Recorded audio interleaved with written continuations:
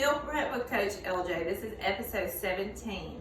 We're actually not going to go through everything like we've been doing with the meals and the chalkboard and showing the food. Today, I'm just going to provide you with a few tips for eating out.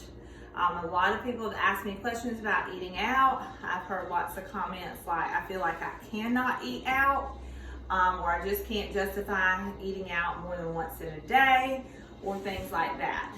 These statements are untrue because you can still eat out and do good. Now, do we want to eat out 3 times a day, every day of the week? No. Yes, it is definitely better to fix your meals at home, to meal prep so that you're measuring your own food and you know what is going in your food. However, if you are going out of town or you just want to go out with friends, or say Friendsgiving that's coming up or Thanksgiving that's coming up, don't deprive yourself of those social activities. You can still partake in those activities and still do well. One thing you can do if you're going to a friend's house, one option is just to take your own food, okay? That your friends should support you and that should be an okay thing. But if you're not wanting to do that, then just make good choices. So you know what your macros should be. You should be logging those into MyFitnessPal or the RP app that I showed you, and you can keep up with everything in there. So when you go to restaurants now, most restaurants have the calories in the food that you're eating. If you're doing paleo, of course you're gonna stay away from pasta, rice, things like that. If you're doing RP, you're not going to have those type things either, but you can have some brown rice if it's on the menu. So you kind of should have an idea of what you can have by the type of way you're eating and your portions by now, because we're on episode 17, so you should know what your portions kind of look like. But let's talk about just good choices if you're not sure. So if you're going somewhere, of course, everybody thinks I'll just get a salad.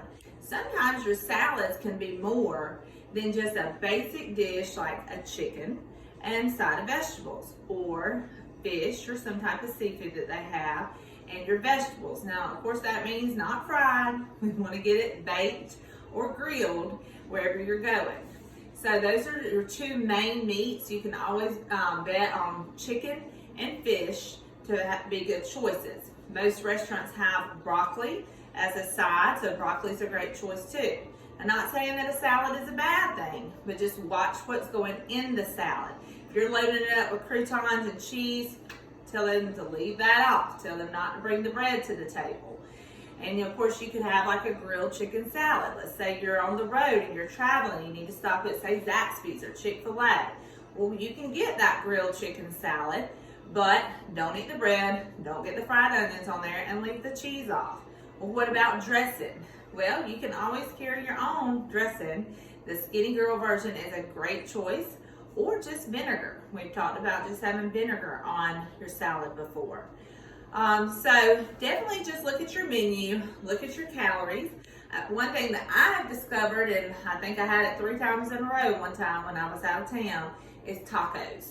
You don't even have to eat the shell, or some places have the corn tortilla shells, so you can have those. But tacos or carnitas are really good choices for you to have because it's going to have your meat in there, your green, your veggies, be low calorie and high protein with those. Places have fish tacos now, and that's a good choice. Of course, you have your grilled chicken or even your steak there. But definitely tacos are a good choice when going different places. So drinks, let's talk about drinks. Some people think, well, what if I'm going to these social functions and I kind of still want to have a drink? I got made fun of recently by having my little Crystal Light, because I just squirt Crystal Light in with vodka and club soda. So that is just definitely something that's staying within your count, and it's not something that's high calorie with a lot of sugar like some wines do. Now, there's a Fitvine wine out there that's a good option if you would like to enjoy some wine. Or with MyFitnessPal, and I have done this before and you can do it too, there is a scanner with MyFitnessPal. You can ask the bartender to bring you the wine if you're wanting wine, scan it, and it's going to come up and tell you your content in there of your carbs and things like that. I've even gone behind a bar before and scanned every one of them to find the lowest carb one that they have. Chateau Ste. Michelle is one that's very low carb. So that's a good choice to pick if you really like to enjoy a glass of wine here and there. So just take your phone with you so you can scan and find those things out, and so you can plug in the foods to stay within your macro count. I think that's about all the tips I can give you for tonight to cover that. This episode, I'm running a little behind on for last week. I do apologize for that.